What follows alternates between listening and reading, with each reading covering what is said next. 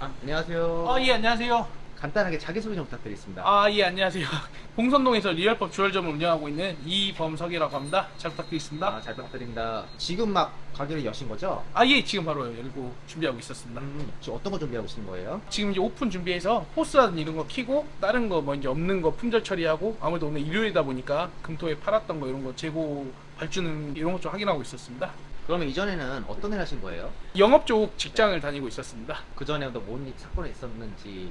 제가 예전에 피소를 당해서 그 법정 구속을 당해서 2년 6개월 당하고 그다음에 항소심 때 무죄로 나오고 그다음 대법원 무죄 확정을 받고 상대방이 고소를 해서 법정 구속까지 시키고 민사까지 제가 승소했던 그런 좀 안 좋은 일이 있었습니다. 그럼 교도소를 갔다 왔다는 말씀이신 건가요? 예, 그렇습니다. 그럼 혹시 그거에 대해 자세하게 혹시 얘기할 시간 될까요?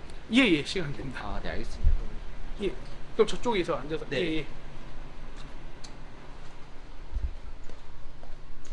여기일까요? 네. 예.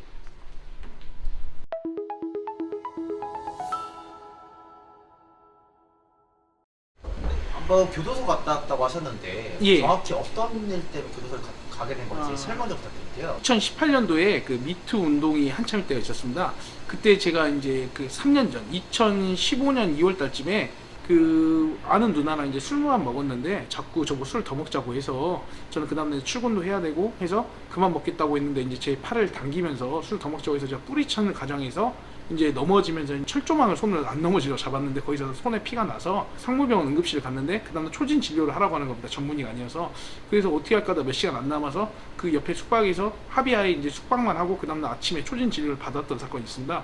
근데 그 숙박만 했던 사건이 3년 8개월 뒤에 자기가 당했다고 미투 운동 때 그렇게 허위 고소를 해서 6개월 정도 교도소에서 수감 생활을 했었습니다. 그러면 경찰에서 뭐라고 연락이 왔던 거예요? 청소년 조작인가? 거기서 이제 연락이 와서 이제 저한테 뭐 간으로 이렇게 고소가 당했다고 해서 저는 뭐 그런 적도 없고 당연히 뭐 보이스피싱인 줄 알았습니다. 그러면 어쨌거나 경찰 수사를 받은 거예요, 그러면? 예, 경찰 수사, 검찰 수사 이제 재판까지 다 받게 된 거죠. 그 과정이 어땠나요? 경찰 과정에서는 그냥 뭐 부드럽고 아무렇지 않게 생각했는데 검찰로 이제 송치가 되면서 수사 검사가 이제 저한테 한 3시간 가량 이제 직접 수사를 하고 회유도 하고 뭐 예를 들어서 그 합의를 안 보면 3년 이상의 징역을 가게 된다. 그리고 여성분 뭐 어제 봤는데 뭐 예쁘장하게 생겼는데 뭐 어떻게 뭐 같이 숙박했는데 그런 일을 안 할 수가 있냐라는 식으로 약간 비아냥도 그리고 저 자존심 상하게 그렇게 수사를 받았습니다. 그러면서 제가 그랬습니다. 을 당한 여성이 그 뒤로 제가 술을 먹고 커피를 먹고 이렇게 밥을 먹었는데 그런 거에 대한 증인도 있다. 그럼 이제 카드 기록이라든지 그런 뭐 n분의 1이라는 이런 내용 있지 않습니까? 그런 거 있기 때문에 진술도 이제 확인을 해봤고 그 때문에 우리 쪽 증인을 창문 조사를 해서 내 억울함을 좀 풀어주라고 말했는데 검사가 그랬습니다. 이범석 씨 내가 당신 변호인이냐고. 이범석 씨한테 유리한 거는 이범석 씨가 알아서 하시라고 그렇게까지 좀 무시했던 그런 기억이 납니다. 그럼 그 다음 단계는 뭐였어요? 검사가 기소를 해서 정식 재판을 받게 됐죠. 그러면 그 과정에서 여자분을 만나거나 연락하진 않으셨어요? 예, 연락한 적은 없고 되게 특이한 게 고소를 당해서 이제 통보를 받고 몇 시간 뒤에 귀신같이 자기한테 뭐 사과해 뭐 몹쓸죄를 저질렀네 이러면서 뭐 카톡으로 연락이 갑자기 오는 거예요. 몇 년 만에. 그래서 저는 무고죄까지 각오해 난 끝까지 가겠다라고 카톡을 보낸 게 전부였습니다. 저는 좀 어벙벙하고 이게 뭐지라는 생각을 했습니다. 왜냐면은 제가 말씀드린 대로 성관계를 한 자체라도 있으면은 그러겠지만 전혀 그런 게 없었기 때문에 말도 안 되는 거라 생각하고 TV에서는 뭐 미투 운동이 한참 유행할 때여서 이런 게 나한테도 일어나는구나 라고 좀 반신반의하면서 좀 믿기지 않는 상태였습니다. 그때 당시에는. 그래서 예. 재판 결과는 어떻게 됐나요? 전 당연히 무죄라고 생각했는데 2년 6개월의 실형이 떨어졌습니다. 그러면 거기서 어떻게 구속돼요? 바로 구치소로 가는 거예요? 저희 강주는 구치소 없고 다 교도소로 통합이 돼 있거든요. 그래서 바로 법정 구속이 돼서 그 자리에서 수갑을 차고 이제 바로 구속이 됐죠. 와, 그럼 같이 갔던 지인들도 있었나요? 재판에서? 예, 한 10여 명 정도 제 친구들, 그 아는 형님 이렇게 지인들 끝나고 나서 당연히 진실이 밝혀지면 이제 삼겹살 파티를 하자. 그렇게 방청석에서 이제 기다리고 있었는데 그게 그때 마지막 모습이었죠. 재판에서 이렇게 유죄를 내려버리면 예. 주변에서는 얘가 진짜 한 거 아니야? 그렇게 생각할 것 같아요. 어땠나요? 그래서 그때 이후로?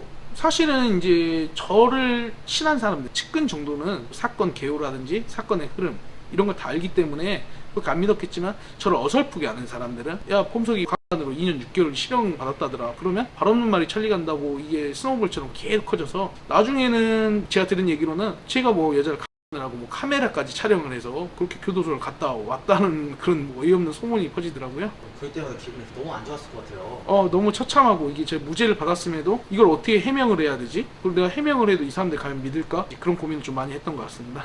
그럼 교도소를 얼마나 계신 거예요? 그래서 약 6개월 정도 있었다고 생각하시면 될 것 같습니다. 교도소 안에 있을 때 기분은 어땠어요? 제가 갑자기 강력 범죄자가 돼서 강력방이 수용이 됐거든요. 제가 뭐 한 게 없는데 강력방이 수용되니까 믿기지가 않았죠. 하루하루가 꿈인 것 같고 갑자기 일상생활에서 지옥에 떨어진 그런 느낌을 좀 받았습니다. 그럼 억울하게 이렇게 가셨는데 부모님의 반응은 어땠나요? 제가 사실 이제 6살 때 어머님이 돌아가셔서 아버지랑 이제 혼자 살았는데 아버지한테는 이제 재판 도중에도 만났을 때도 이런 사건 말 안 했습니다. 왜냐면 하지도 않은 일이고 괜히 이제 걱정하실까봐 어차피 하지도 않은 일로 설마 유죄가 떨어지고 감옥을 가겠으라고 했는데 그렇게 돼서 가장 처음에 걱정된 건 이제 아버지였죠. 저는 그때 아버지한테 말씀드렸어요. 절대 아들 한 거 없으니까 돌아가신 하늘에 계신 어머님한테 맹세할 테니까 꼭 지켜보라고 말씀드렸었습니다. 그리고 부모님은 믿어주셨나요? 예, 아버지는 믿어주셨죠. 그럼 교도소 안에서 6개월 있었다고 하셨는데 나올 때 기분은 어땠나요? 나올 때는 갑자기 보석 석방으로 나왔거든요. 보소속 방향이 뭔가요? 보석 석방이라는 거는 우리나라가 불구속 수사가 원래 원칙이지 않습니까? 그래서 제가 혐의점이라든지 이런 게 찾기가 힘들고 다툴 여지가 있다고 재판부에서 판단해서 원래는 일종의 그 보석금이라고 보증금을 걸고 이제 석방을 하는 제도인데 저는 항소심에서 이제 많은 증거들이 나타났기 때문에 보석금도 없는 보석 석방이 됐습니다. 금요일날인데 일가가 끝나고 4시가 좀 넘어서 교도관이 편지를 내놔줍니다. 근데 갑자기 오더원 저한테 보석 허가 결정서라는 걸 줬습니다. 그래서 갑자기 나오게 돼서 어벙벙하기도 하고 너무나 기뻤죠. 로또 복권 당첨되면 이런 느낌일까라는. 근데 나왔을 때 친구들이나 동생이나 이렇게 10명 정도가 기다리고 있어서 영화에서 뭐저 두부도 먹고 같이 기념사진도 촬영하고 제가 나오는 것도 이제 동영상 촬영도 해주고 친구들이 그래서 너무 기쁘고 좀 환희의 순간이었던 것 같습니다. 교도소에 나올 때 예. 친구들은 뭐라고 하던가요? 우선 고생했고 재판 잘 될 거다. 그러니까 빨리 잊어라. 그리고 뭐가 먹고 싶었냐 이런 얘기들 좀 웃으면서 좀 화기애애하게 해줬습니다. 삼겹살에 소주를 먹었다고 했잖아요. 예. 그때 느낌은 어땠어요? 완전 꿀맛이었죠 진짜. 보고 싶었던 친구들이랑 같이 먹었던 자체만으로도 너무 좋았던 것 같습니다. 그때 생각하면 아직도 눈물이 그래. 치나 보네요. 예, 그럼요. 정말 고마웠던 친구들이어서. 그럼 정확히 6개월 교도소에 있다가 2심 때 무죄 판결을 받은 거예요? 예, 항소심 때 무죄 판결이 됐습니다. 6개월이라는 어떻게 보면 긴 시간이 있었는데 거기에 따르는 보상은 없었나요? 우선 구금일수에 따른 그 형사보상금 제도가 있습니다. 그러니까 대법원까지 무죄를 받으면은 그 형사보상금이 나오는데 제가 기억으로 3천만 원 좀 넘게 나왔거든요. 근데 그 3천 얼마 받았다 쳐도 제가 들어간 변호사 비용도 안 되는 금액이어서 옆에서는 뭐 꽁지가 살았다 이런 말도 나오고 저도 좀 그런 느낌을 받았습니다.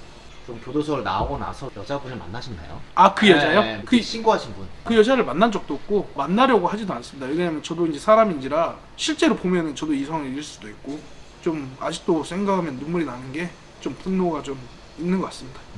어쨌거나 그러면 그 사건이 있은 지는 꽤 오래됐잖아요. 예. 근데 아직도 어떻게 보면 트라우마가 많이 남을 거라 생각이 드는데 그때 생각나면 자꾸 눈물이 나고 막 속상하고 자꾸 생각이 나나요? 우선은 그때 도와준 친구들이 이제 항소심 때도 이제 변호사병이 장난이 아니었는데 그때 한 20 몇 명 정도 되는 친구 지인분들이 삼상공고에서 변호사병도 먼저 대납을 해줬고 그다음 명치금도 너무 많이 넣어주셔가지고 그렇게 많이 들어와서 너무 그 친구분들 지인분들 생각하면 눈물이 나고 그다음 두 번째는 뭐였습니까? 그렇게 교도소생활 슬프지 않았는데 그걸 생각하고 인터뷰를 하면 꼭 눈물이 나오는 것 같습니다. 그게 트라우마인지는 잘 모르겠는데 그런 상황입니다.